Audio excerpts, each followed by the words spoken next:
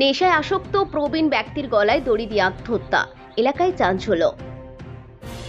শনিবার রাতে নদিয়ার ফুলিয়ার বেলঘরিয়া ১ নম্বর পঞ্চায়েতের বাসিন্দা মনু অধিকারী, বয়স 52, গলায় দড়ি দিয়ে আত্মহত্যা করল। জানা গেছে প্রায় প্রতিদিন মদ্যপান করে বাড়িতে এসে অশান্তি করত। গতকাল রাতেও নেশা করে বাড়ি ফিরে চূড়ান্ত অশান্তি করতে থাকে।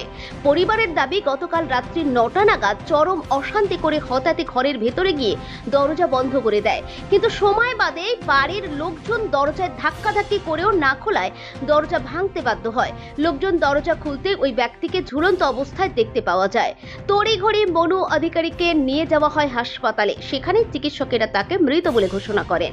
রবিবারে মৃতদেহটি উদ্ধার করে ময়নাতদন্তের জন্য রানাঘাট পুলিশ মর্গে পাঠানো হয়। ওই ব্যক্তির স্ত্রী সহ 2 পুত্র সন্তান রয়েছে। রানাঘাট থেকে রতিন ক্ষেত্রপালের রিপোর্ট, খবর বর্ধমান নিউজ।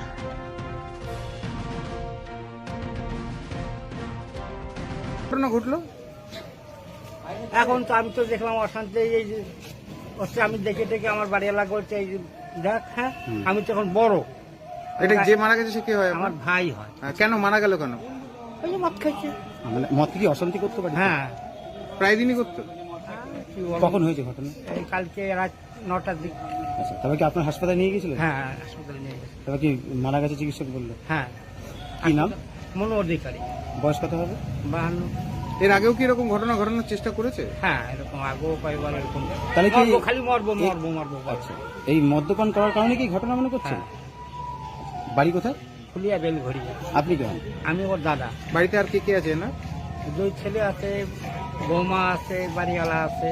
কি কাজ করতেন? ওই রাজের জোগালে সিমেন্ট বাড়ির কাজ করে।